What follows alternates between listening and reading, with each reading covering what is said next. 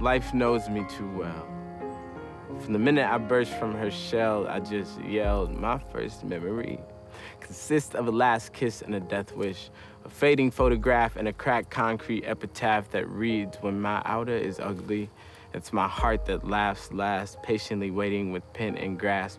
I clutch the last bits of liquid sanity, ink, and pen a permanent self-fulfilling prophecy like laugh now, cry later, but I really wrote in reverse, cry now, laugh later, because when I'm old, my feeble soul may need the medicine of laughter when it's mind over matter of fact that I am more than just a bad joke played on a 1986 record, and my pen glides like a bald eagle with Parkinson's. It gets a little difficult to write in the silver lining, and my art is a kite string of a dream crash landing face down in a stream of consciousness, rescued by a pen and pad, revived by a poet. The poems, my patient, imagine diving headfirst into an ocean of oration, a synapse sea full of gray matter. In my first memory, I'm a poet.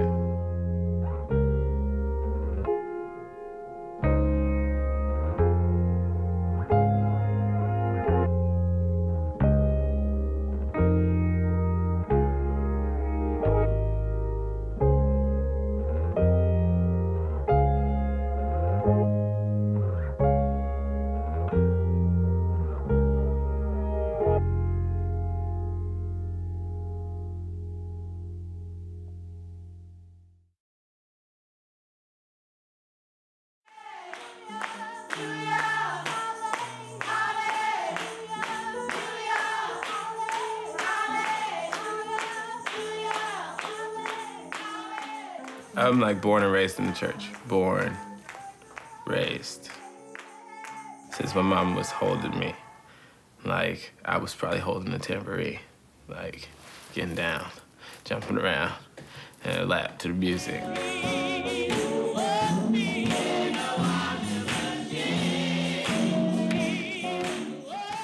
And it's so beautiful.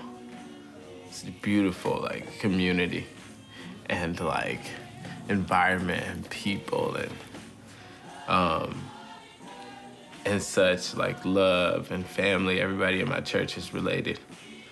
Like, all my cousins, aunts, uncles, if not by blood, then by marriage. But within that, being in the South, in Southern Pentecostal Church, Southern Holiness Church and tradition, Black Southern Pentecostal Holiness Church tradition, it taught a lot that we should be seen, or me as a Black male, I should be seen and not heard. And I don't know, a lot of the things that were taught to me about my identity as a Black male in the world were around fear of the world around me. And thus, like, don't be in these certain places. Don't go to these certain places. Specifically, it was a fear around white spaces in a white town. I grew up in a city where progress and distress go hand in hand like glove and mitt. Grew up watching egos trip on sidewalks full of wallets and money clips, a sinking ship, whose captain reassures everyone to secure their belts and stay strapped in. Director yells action, and we play like we don't see the props. In the form of expensive shops and parking lots, human rights on the chopping block bothers us a lot, just not enough to tell them stop. They bulldoze blocks and hide their hands. Seemingly spontaneous construction, the way they roll these rocks and divide the land so fast it seems they stole the clocks and hid the sands. And on days like this, here I am.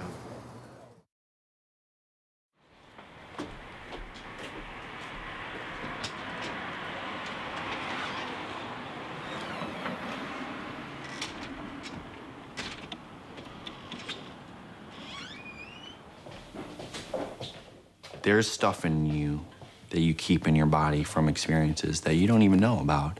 And the military drills it into your body. You are trained to, like, move your body in a certain way, to hold things a certain way, to think of your muscles supporting you this way and your bones this way and your breathing this way. And it was, like, to this, like, function of killing. And so I think, like, writing has been a way for me to unlock that. It's not like it used to be. It's not like it used to be, B. It's not like it used to be. It's not like it used to be, B. Not like it used to be. He said, come on, suck it up. They said, it's time you just moved on. She said, wherever you go, there you are. And all I heard was nagging voices, barking orders, missile raids in my head. I mean, it's not like it used to be. It's not like it used to be. You see me here, but I am so far gone. You see me here, but I am so far gone. He said, you can make a career out of this. They said, thanks for your service, but they never, ever listened. She said, you have PTSD. Monique, when you were in the class, like, I didn't even know you were here. I know it's really bad, but I didn't know you were here, and then you got up here, and I forgot what poem you did, and I was like, oh my God. You could have, like, a really introverted person come into a workshop, and throughout their writing, they'll just blossom. I think they help pull out certain things out of people that they try to hide, and it manifests into, like, awesome poems and great just performances, and it can really, really change a person. Y'all, the whole point is, like, don't give it all away at first, right? Give us an image. Don't tell us what the whole thing is going to be about in the first one. Give us one image of this last scene. If you took a screenshot of where this movie ended, that was this moment, right? Just describe that scene. You were just surviving long enough to offer me an apology that I could properly accept, to construct the altar that I now pray to with the same hands that were used to bruise my faith. You still had to teach me what it means to never give up. You know what I'm saying? But my hands, only my hands, were tight and veiny around the trophy. You know what I'm saying? Give me, like, tell me all of that, but give me some images, man. I want to see it. Make it to a movie. When I first met Kane, it really developed my poetry. Like, I was confident in my poetry at first, but when they really, like, showed me, like, this is how you do metaphors to the next level, and this is how you present these, and this is how you say these words. Mirrors widen like reflections of dissension, apprehension at the sensation of exhaustion taking control. It's like, it really just, it didn't just bring my poetry up, it brought me up. Walk like a champion, pounding in our ears, we were supposed to be victorious. It brought my academics up, because I've never really thought of the world and the way that they showed me through poetry. So if you stumble on a word, pause, go back like 2 lines. Y'all, I almost slapped a girl today. And not even for disrespecting me, but for disrespecting herself. What has it came to when a girl would rather be called a bitch than her given name? Is it because being a bitch is more accepted, except it degrades you, but still you accept it? Is it because it draws in all the attention that you crave, but at the cost of your dignity, and not to mention your self-esteem? But maybe that's too much for your comprehension. So I'm asking you, because this is my intervention, what's it gonna take to jumpstart this reinvention of a word that you find to be your saving grace? Because obviously there aren't words strong enough to take its place. Hold up. Let's just start with me. My name is Kamaya Shepsuture Kokumo Osazi. It's long, but so much history can't be contained into a 5-letter word, bitch, no.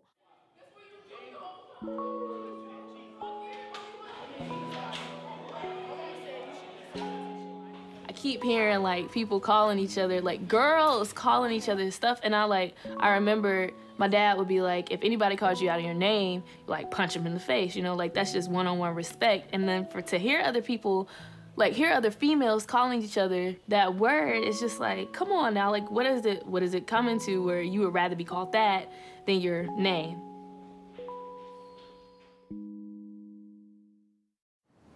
Chapel Hill, where the predominantly Black and Latino parts of the city have been reduced to a quarter of the size they used to be, and or moved far away as not to tarnish the image of the university.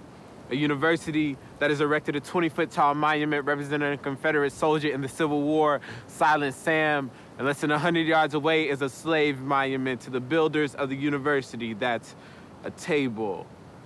A table.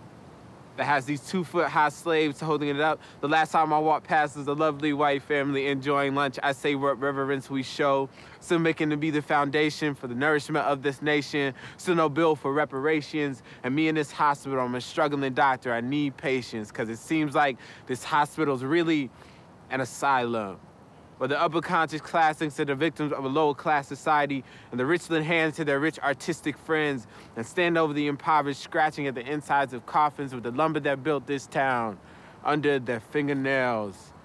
Chapel Thrill. I mean, I heard him, like, in his room, as I would think, spouting out something. And I would be like, oh, why don't he just let this go? I've never been one for rapping and whatever they call it, rapping and all this other stuff. So I was like, oh boy, he will outgrow this. I'm enthusiastic. Okay, make some noise now. Make some noise.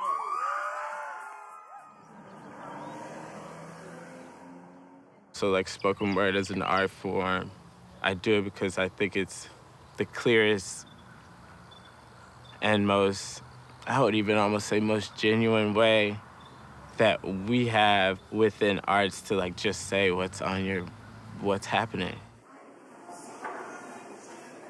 Because it allows me to platform as somebody who doesn't get to speak for himself a lot in the world, and what I look like and the way I show up with this hair.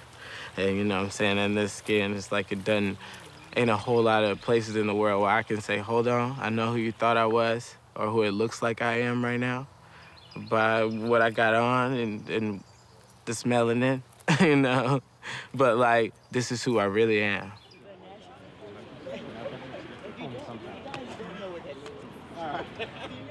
I grew up in a city where progress and distress go hand in hand like glove and mitt. Grew up watching egos trip on sidewalks full of wallets and money clips, a sinking ship, whose captain reassures everyone to secure their belts and stay strapped in. Director yells action and we play. The backboard bounce and the cactus hurts my toes. Let's spam those square gals, keep you.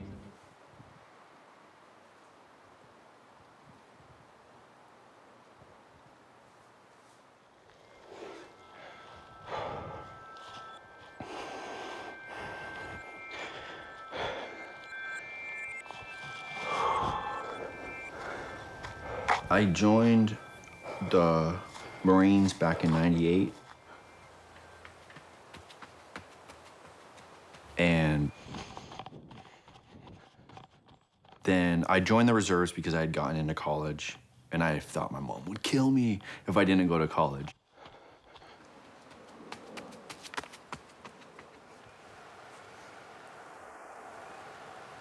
I was really unfocused.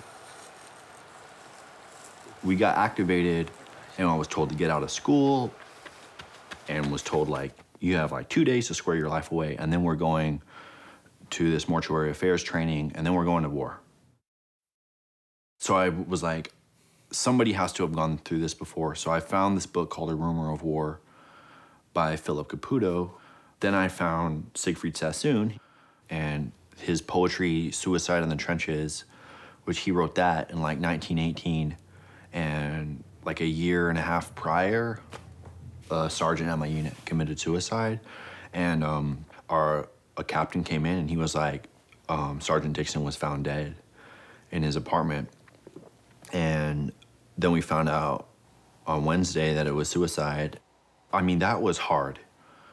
And you don't know how do you deal with that? My reaction was to just start making drawings of like people committing suicide. I knew a simple soldier boy who grinned at life in empty joy, slept soundly through the lonesome dark, and whistled early with the lark. In winter trenches cowed and glum with crumps and lice and lack of rum, he put a bullet through his brain and no one spoke of him again.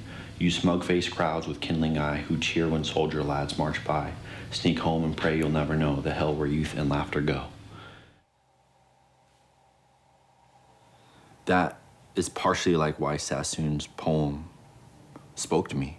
But it was like, yes, yes. This has been happening this is almost 100 years later. It's like counterintuitive to be willing to die for other people and for your death to come by your own hands. And who knew that our bodies outstretched, inverted asanas, right side up headstands, necks taut with tight nooses. His father found him hanging in the garage and lifting him down, held him in his arms. We are dying. We are dying. And who knew that our bodies silent and still in this Shavasana, corpse pose with palms up, body laying like dead weight against the ground.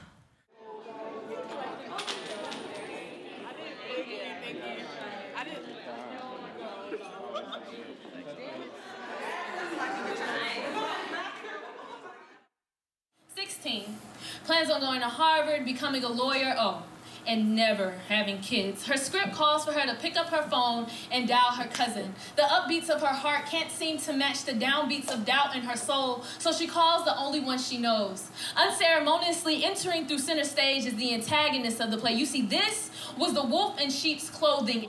Woman. You are a woman. We give birth in arms big enough to cradle civilization. Names that come from the cradle of civilization. It takes a certain realization to understand our history is great. History plastered on the walls of pyramids, Sanskrit soliloquies telling of how women used to rule dynasties, conquered empires, and birthed world leaders. Men going to war just to please her, but it's 2014 and pleasers can only be found plastered on the walls of strip clubs. And this reminds you of the time. When I moved, I felt like I was tricked into moving. It's that way he used to wear. Oh my God. What? I didn't get to say goodbye to anybody. I spent one day in 11th grade in Atlanta. I could not understand why she wanted us to move from wonderful Atlanta to Durham. Oh, love big old feet.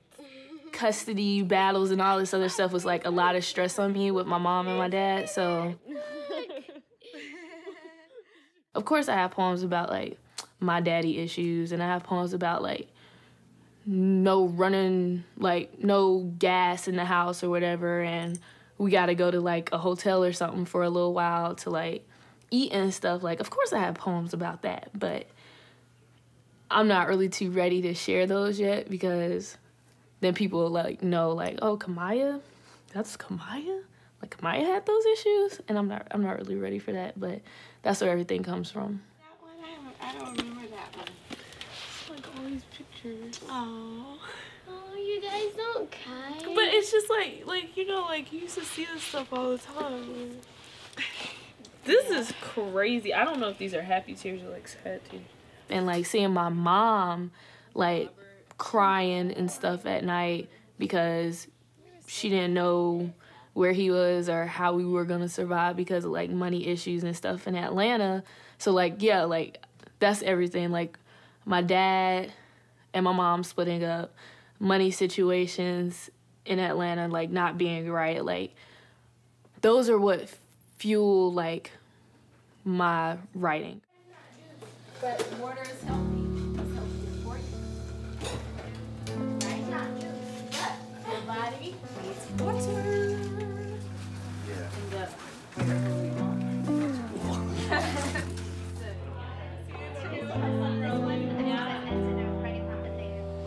I think you should do the prompt setup, that part. I'm working backwards, but you should do the part to give them the prompt, just so you can fill it in blank.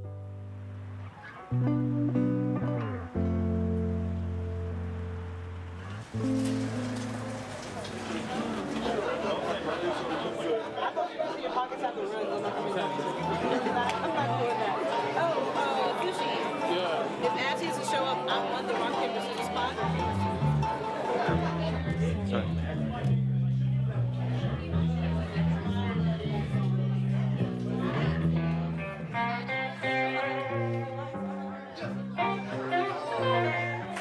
And then to go behind that, I I want y'all to be paying attention because I always try to put him on his job.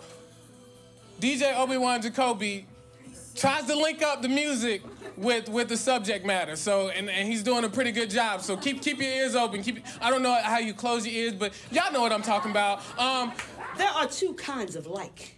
There is like, and there's like. Like is, I like you. Like is, yeah, I like you. My son is explaining the phenomenon of like to me because he likes this girl at school. He tells me how pretty she is, how they sat together at lunch and had a conversation. She is so smart, Mom. She is so nice.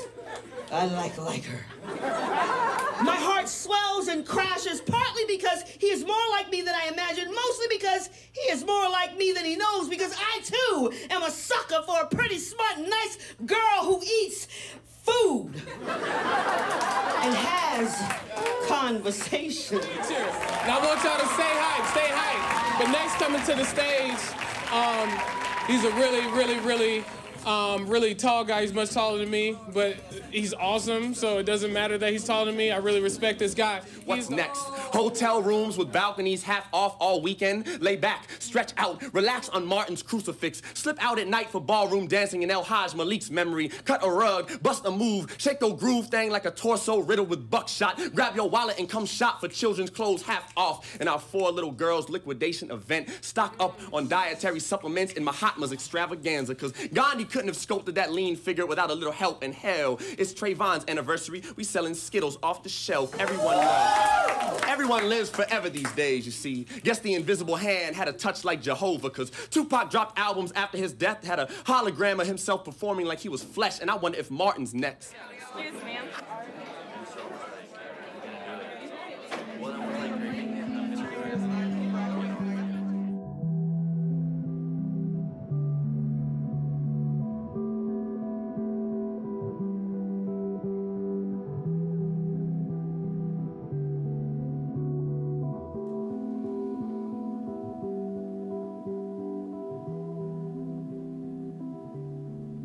You have PTSD, post-traumatic stress disorder, but can you please try seeing death and then have nothing go wrong because you people triggered social disease because you don't hear shit after we come home, not like it used to be, she said.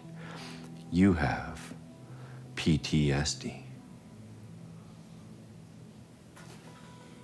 Post-terror soul disorder, passively timid, sometimes dangerous, pathetically trying, slowly dying, potentially terminal spiritual disease. I mean, what if I said, fuck your stupid cliches about picking yourself up off the goddamn ground or letting go of the past, or wherever you go, there you are.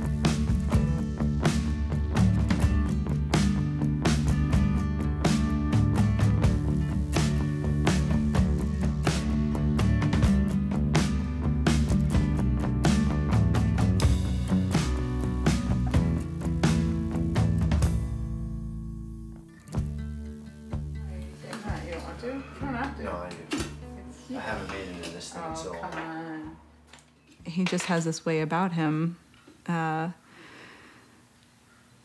really endearing and loving, and I don't think as he really presents. It's like at first glance, you know, if you're not looking just at his eyes, you might think this is someone who holds themselves very differently. I didn't have my shoes. He showed up at the house and took a look around, and immediately, you know, I thought it would be a good fit, and I didn't know much about him. One of my shoes about 3/4 of a mile outside of the park, and I made it into the park before they shut the gate, and I couldn't find my other shoe. Actually, he was wearing a full motorcycle uniform at the time with like his big motorcycle helmet and a Harley Davidson. And, you know, being from Daytona Beach, I didn't think anything of it until way after he left. And I thought, huh. But no, it was great. And from that moment, I really sensed some tenderness. I don't know. I wrote Kaylin a letter about that. Like, Jeremy really is so interested in expressing what needs to be expressed without knowing how best to express it, what form it's going to come in. And it doesn't just come in one form. It's the same thing that he shows up when he dances. It's the same thing when he shows up when he is riding his bike all around town, just speaking poetry. But in a category of like, you shouldn't be so sensitive. And I was like... I don't think that Jeremy had a really happy situation that he was leaving. His dad wasn't always around, or when his dad was around, there were domestic abuse problems around that. And so being the oldest of 3 boys, he felt the best thing to do was protect them. I don't know.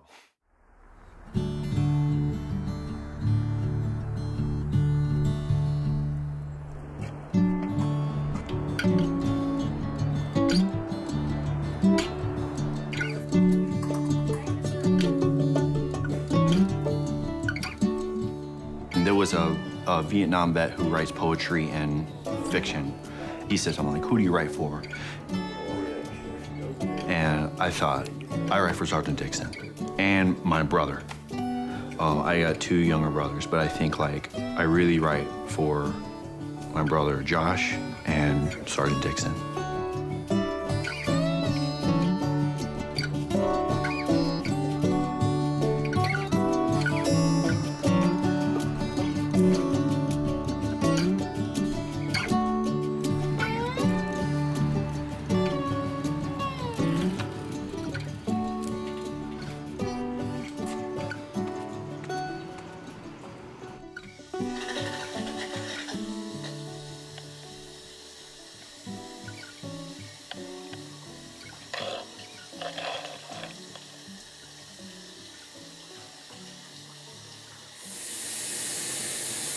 I know from other nights you can smell that havoc is far away at Central Park as the firework crescendo bombards the sky, the gunpowder hits your senses. I spend a lot of time in the shower saying my poems. And I'll memorize my poems in the shower. Or I'll figure out the beat in the shower. And so I've been doing it in the shower because I don't have a beat. Like I can't listen to my music when I could, but I don't. I'm just like in the shower. That has affected my showering a little bit because I don't, when my roommate's home, like I don't want to shower because I'll be like, da da da da da da da da da. Last night I saw it driving down Pettigrew Street on my left. A mother looking her 2 sons atop Ricardo with the spectacle in the sky. And figuring out something if I want it, if I think it flows that way. And then there's a limit too, because then the hot water runs out and you're like, the poem's done. Hallelujah!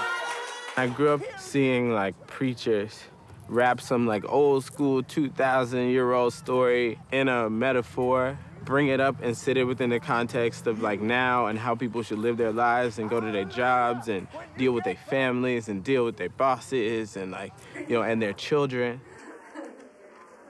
Holding on to the Mason-Dixon line with the hand-me-down heritage, thought they could rename airport after MLK and we would confuse his silence with nonviolence, but we know there comes a time when silence is betrayal.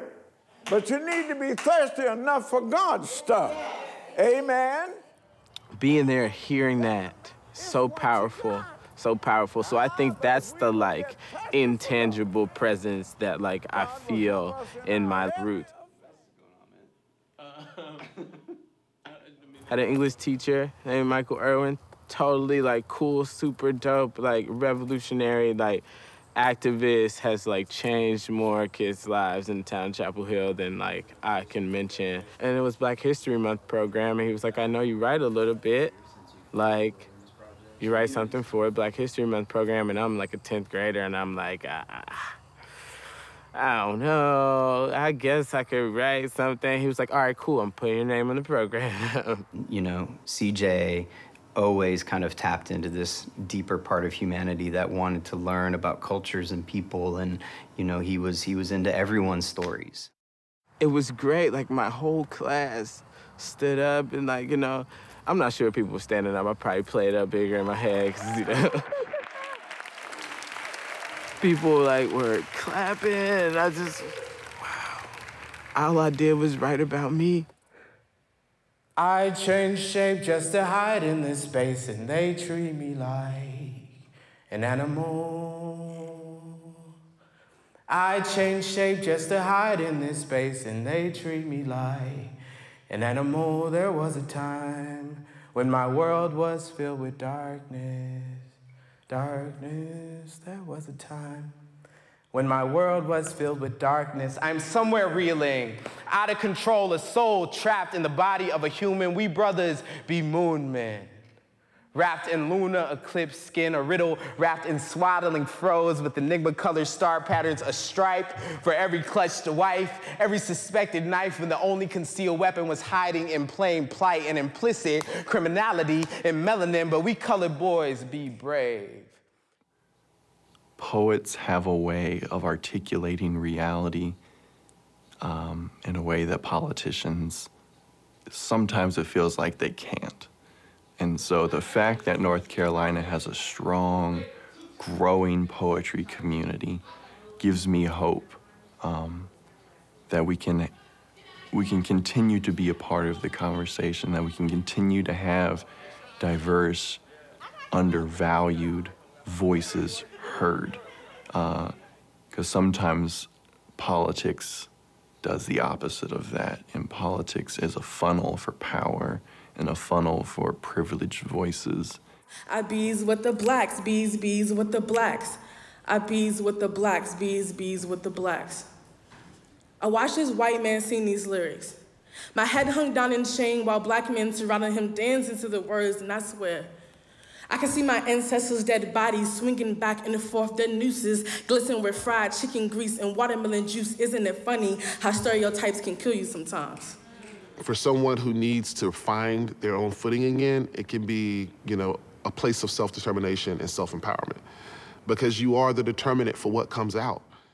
So the first time I held a basketball, it felt like the world was in my palms. Left hand on Asia, right hand on America. My goal was to spin them together until it was worth something. You start to really understand how amazing and how broad and how deep things can go when you start to play with these words and you remove them from the conventions that you're used to. I was also taught of cause and effect, how it is the ultimate truth that everything relies on, how a thought will turn to word as quickly as fuel becomes fire, whether it's for burning down a house or for keeping a lover warm. The spark of an idea will always match the fuming language we decide to pour out of our mouths, but I forgot that the voice does the work of the Buddha, so why would I ever call someone gay before calling them beautiful? Must have got comfortable on this train ride north, but Harlem looked like a runway. I'm fashioning optimism. I'm gonna walk with my head held high. I'm gonna give them spit shine and resilience. I'm gonna step it up a notch. I'm gonna get all Bojangles dynamic when I find them, but they all milk box missing now. I'm sorry, Savoy.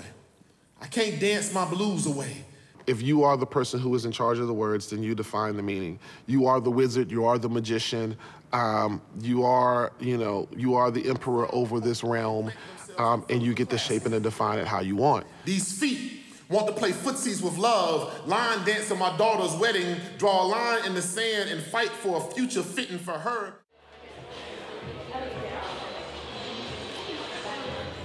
If you don't tell your story, someone else will.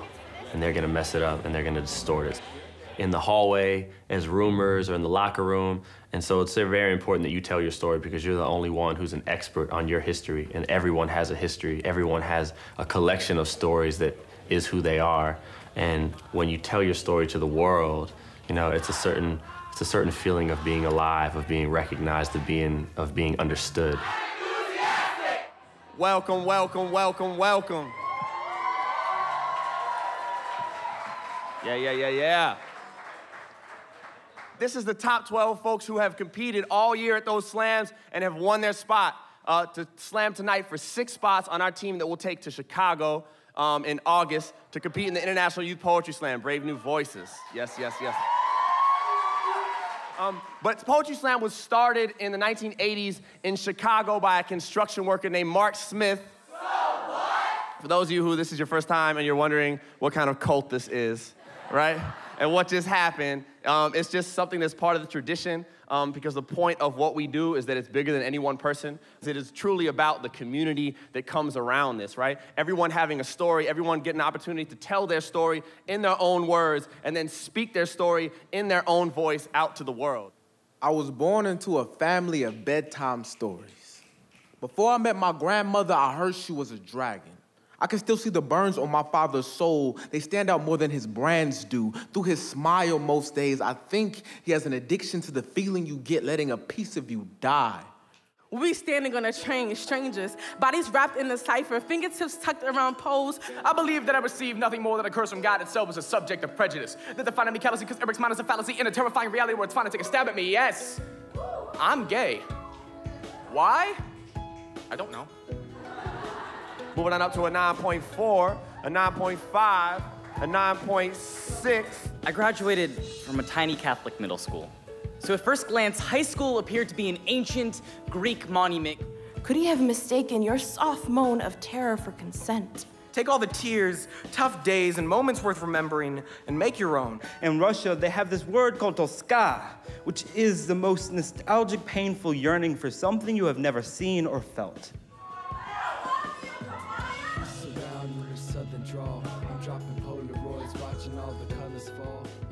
This is the lost confessional from a victim of her own mistake. Crumbled up letters sit by the dangling legs of thousands of teen girls whose consciousness incessantly battles them with what's right and wrong. A woman can never see justice unless she can consciously choose whether or not she will be a mother. But is this justice? So your Sacrificial Poets International Slam team will be Will, Christian, Julia, Aaron, Eric, and Kamaya. Give them a hand.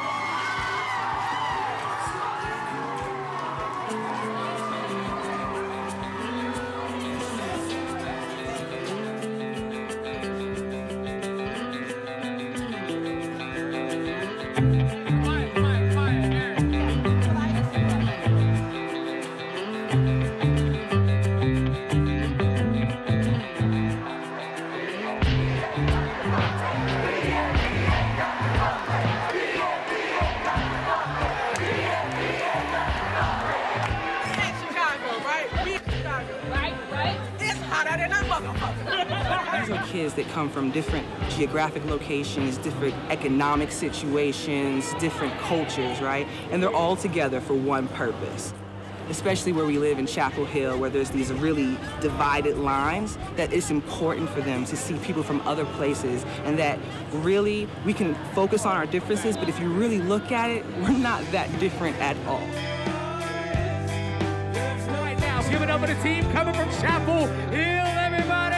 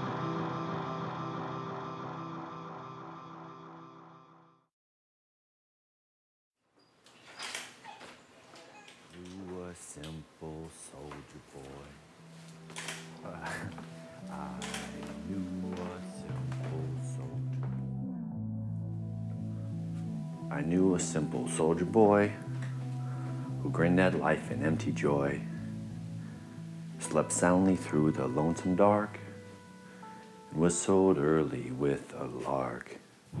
He put a bullet through his brain. No one spoke of him again. No, you smug-faced crowds with kindling eye who cheer when soldier lads march by. Sneak home and pray. You'll never know.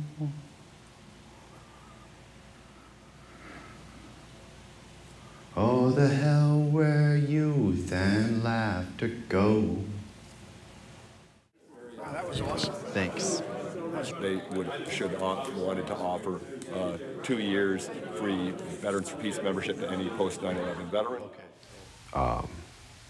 I thought that if I chose something that I knew was hard, and that was like, everyone knew it was hard, you know, to be a Marine, to become a Marine, then that would somehow like trump all these other things that had happened to me in my life that I didn't choose.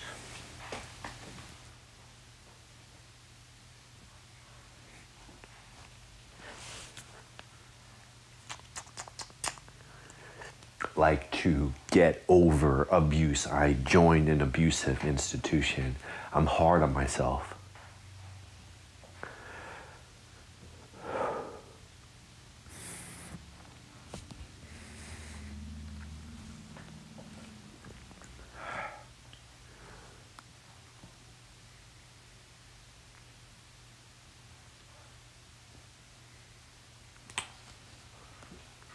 Trying to let some of that shit go. And I mean, the only thing I guess I can do about it is fucking poetry, really.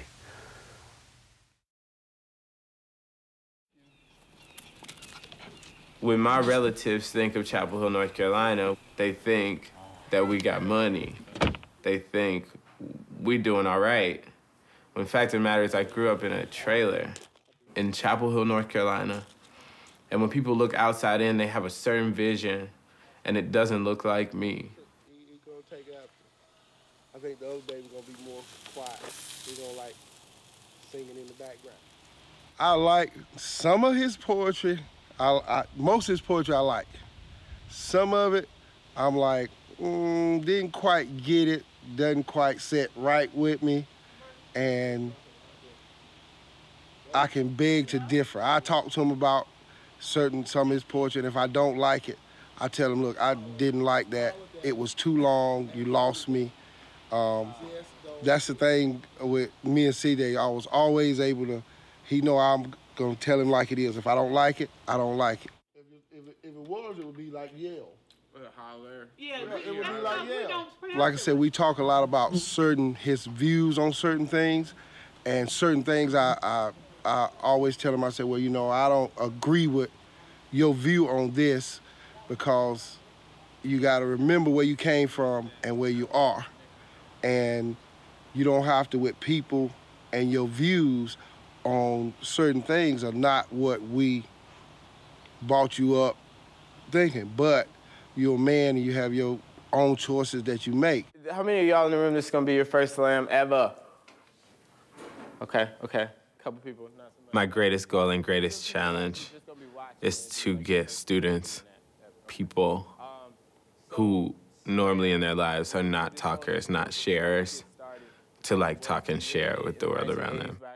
You never threw me a penny, though your walls reeked of copper. Your concrete told me these conditions were only fair. So I will be your teacher that guides you wrong.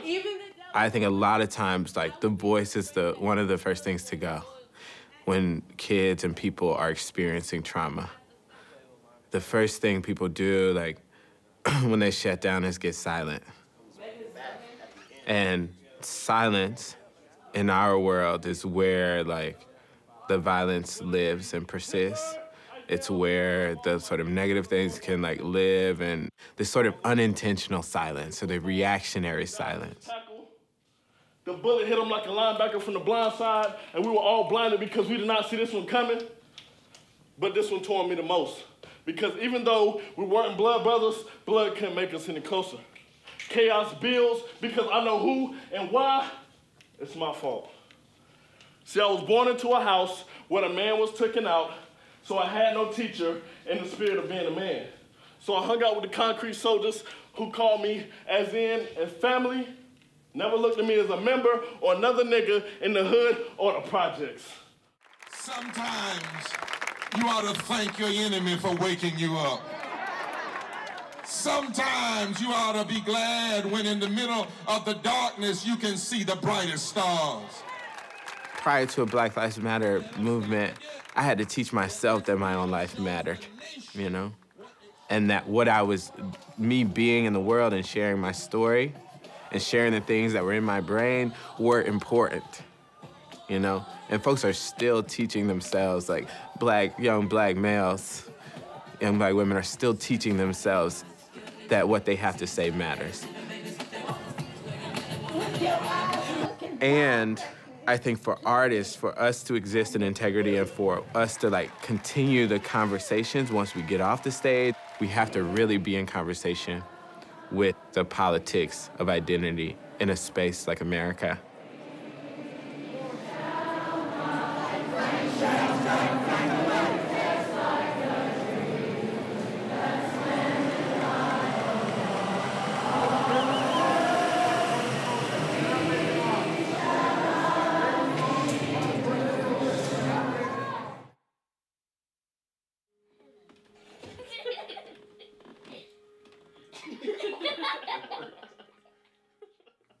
My pain is just like my whole little dad-mom situation. Like, I really always wanted the perfect dad-mom situation. And from that has sprouted like confidence issues. And so when I do my poetry, that's where everything comes from. Like, my dad, like, he was there during the first half, like 5, I'm gonna say 5. I don't know really when he like peaced out, but like, the moments that we spent together, like, I really, really, really cherish those moments, and I really wish that I could have had those, like, all through my life. Art comes from passion and experiences that you've had in your life, and the best artists have gone through immense pain. And they are able to redirect that.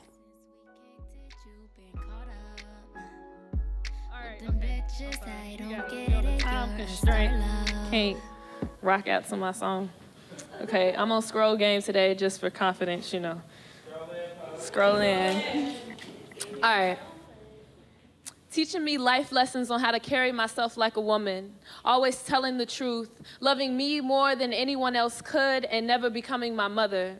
I'm a kinesthetic learner, and taking courses from you on an online class don't mean much when she is here teaching me firsthand, so I have some questions to ask you about what made you think you were qualified for the father position. I believe that the reason why Kamaya is so artistic and has that connection is because of the things that she has gone through in her formative years. I was a mom who, I'm sorry, who loved her husband. And she saw that.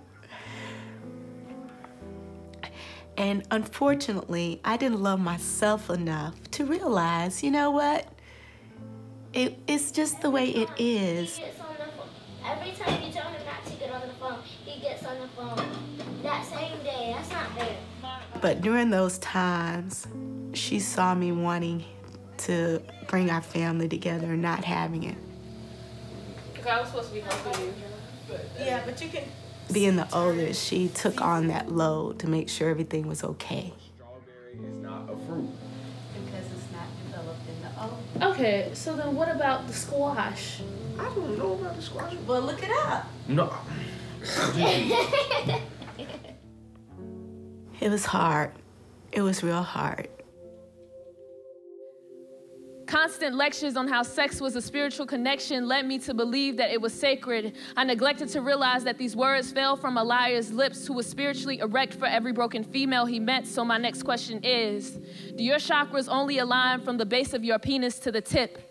Did you ever love my mother, or was her body just a temple whose walls you were ready to vandalize with your masculinity? Is it true Webster's synonyms for the word mother include the phrase stupid bitch? You've called her that so much I thought it was her nickname, and I hated her for not being smart enough to make you stay, but then being too stupid to not want to let you go. So can you please tell me your definition of what makes family important? Is it how well they can support each other, or is it determined by who gets to see their father the most? How many birthday celebrations, graduations, Kwanzaas have you missed? How many have you been to? Is it selective, or do you neglect us all equally? Our life was a revolving door. We never knew if you were coming or going. We just knew that it needed to stop. Child support is no longer necessary because our mother's shoulders are our foundation now. So my last question is, when your family's well-being is no longer dependent upon you, are you still a father?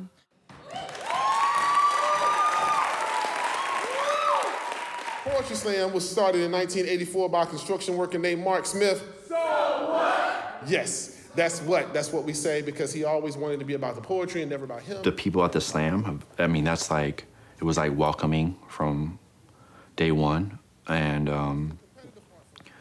I think that has been my experience in Durham with the community that I've been able to be a part of, is like, if there's good creative people that are open to that within their own lives, then it's gonna be healthy. Their emotions, they're gonna share them for you tonight. I just wanna write a poem.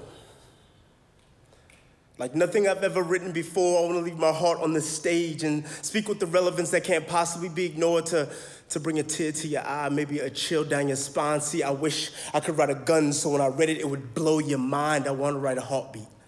Might put a price tag on it and call her a gold digger. Might call her bitch till she forgets her name, forgets her worth. Forgets when mama told her she was worth her weight in gold, and so a dime 9 times out of 10 shortchanges herself. Rearranges herself. Please welcome your next poet to the stage. Y'all please give it up for Jeremy.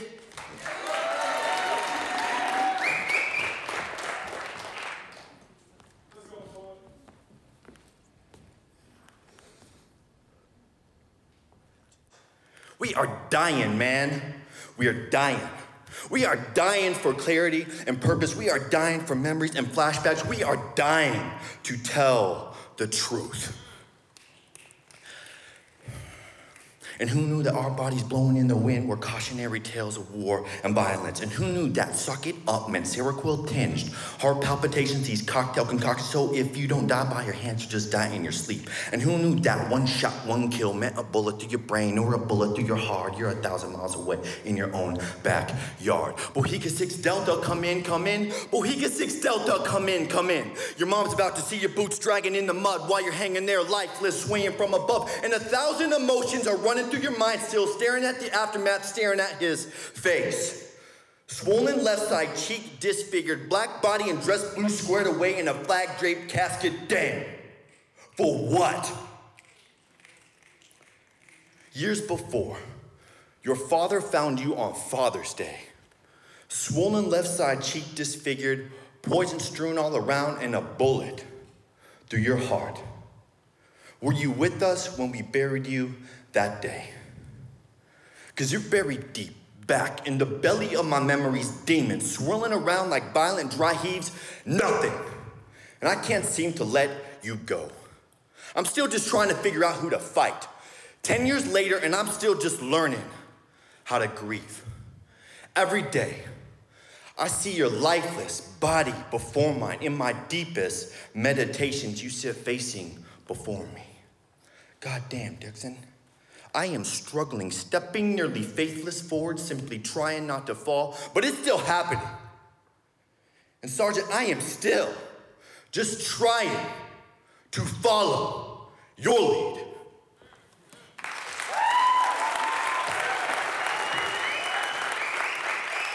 I'm always hoping that at least one person in the audience connects with this.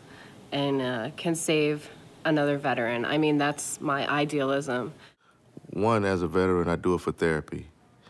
Two, I do it to be a voice for veterans that not only is afraid to express themselves, but don't know how to express themselves. I believe it started that way. I believe now I moved on to a different place where I'm actually discovering truth instead of just healing. I think, I mean, not that healing is a discovery of truth, but I feel like now when I'm writing, I can write down facts and things and see a different truth or the different narratives in it. That's the biggest thing that I get from writing at this point. Healing from PTSD involves other people listening and witnessing and carrying that. People don't understand that in America. They just don't understand it. Much less they don't do it.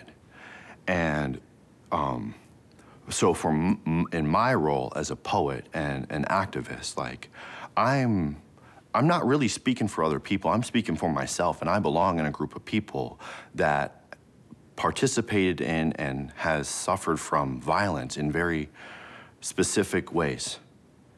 And it's not my responsibility to carry that. It's everybody's responsibility to carry that. The workshop went all right, though. They were asking a lot of questions. Good. It was cool. We were like all administrators, so it's like, that was cool. At least they give a shit. Yeah.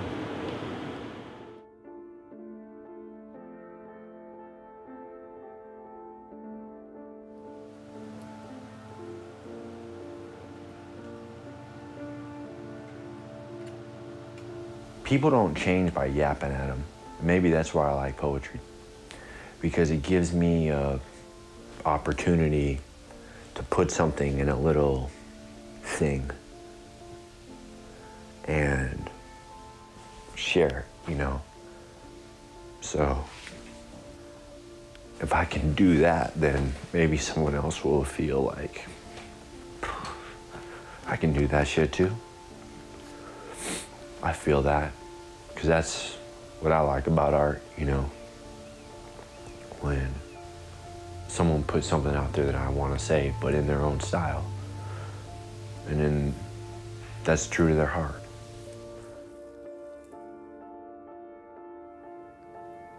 I mean, just give me a set of ears to finally hear my truth.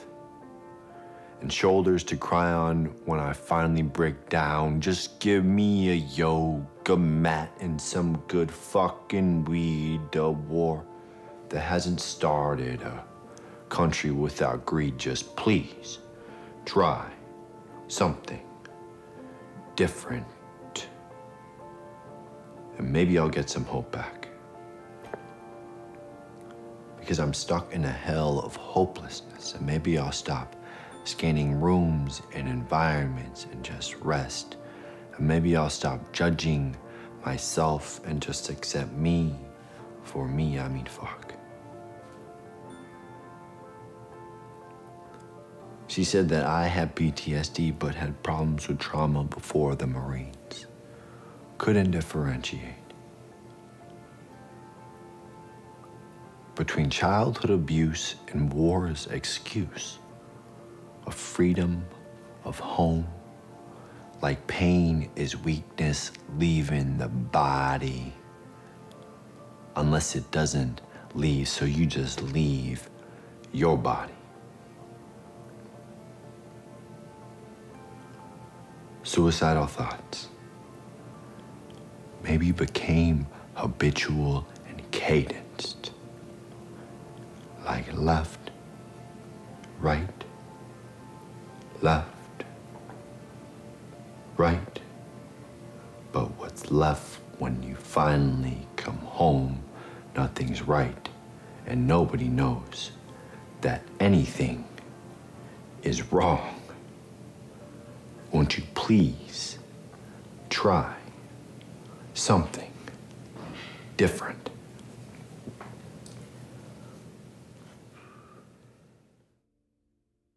What covers like a cocoon, picture me black, butterfly. Dreams my metamorphosis, the only time I get to evolve, really get to solve all my problems. Feel like I don't owe a debt to society that it charged me in the first place. One moment in present presence of being, they say the opposite of fear is curiosity. I think there's something for me around voice and having voice where I was able to create the reality around me where there wasn't one, where people told me that, like, the reality for you is very dark. I was able to bring the light into my world and into my experience through my voice. Walk in the light, beautiful light. Come where the dewdrops of mercy shine bright. Shine all around us by day and by night. People, the light of the world. The great judgments. And some of y'all are not familiar, but there's a judgment coming just ahead of us where a third of the people are going to be killed. It's not God's desire, but it's a judgmental thing because of sin. People don't like to talk about sin today. You can live like a fool and be one of those say, I want to join the blessing plan. You need to know that sin is running rampant. I was angry at my family for a really long time for some things around my faith and my religion and all the things I was taught in that like, the sort of homophobic, patriarchal, like, fundamentalist Christianism in my family. I was angry at them for that. And I had to let it go. And I had to let it go.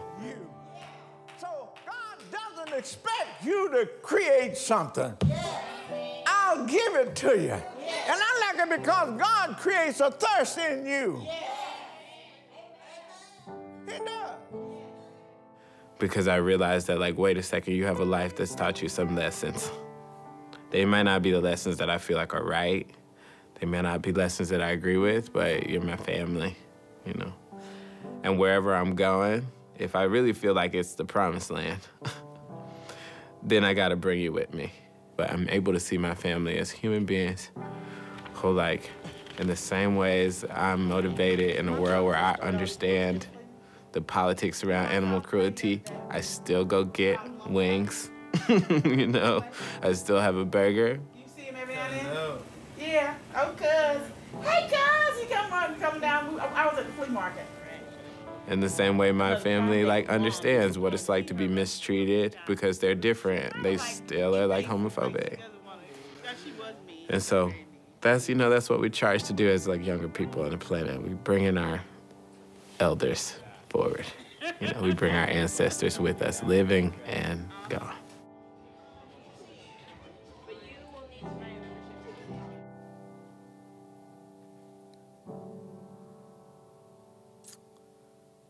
It is my world.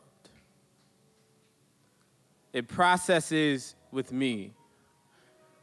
If I stop, it stops. Keep moving. Keep pushing.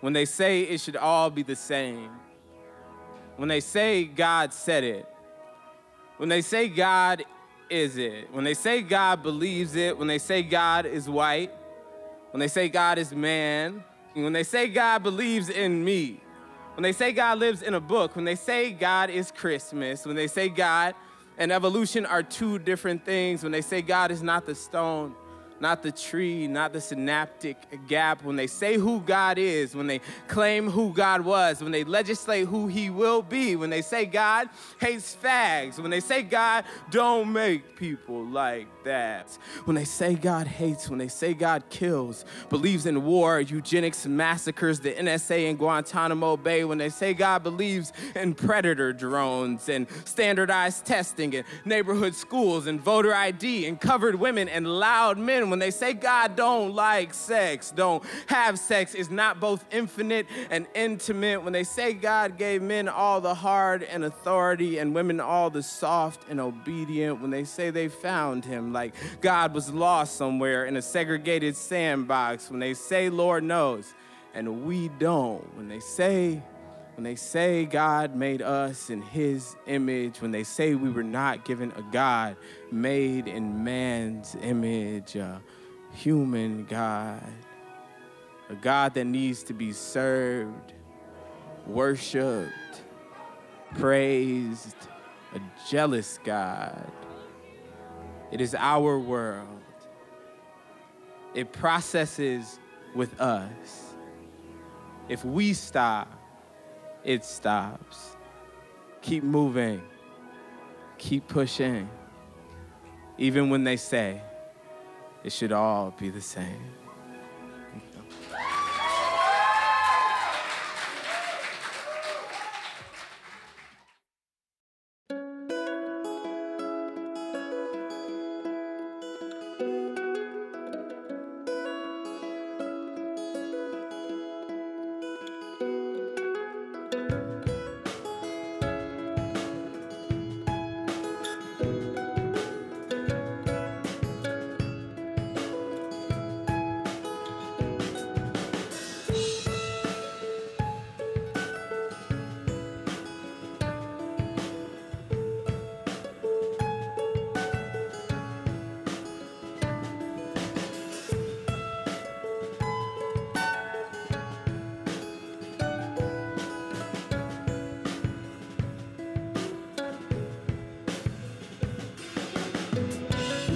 In the southern drawl, I'm dropping Polaroids, watching all the colors fall. You're gonna avoid the former when they covered all the mourners. The heritage disparaging the normal. We only getting warmer, they only getting colder. We only getting over when they send that red rover. I'm so sober, I think I need a clover. I hit the cotton gin, but I'm feeling no closure. They call it civil with gorillas in the Piedmont, like storming Normandy with towers on the beachfront. But to each one is beyond the grave. My words respond and jumping off of the page.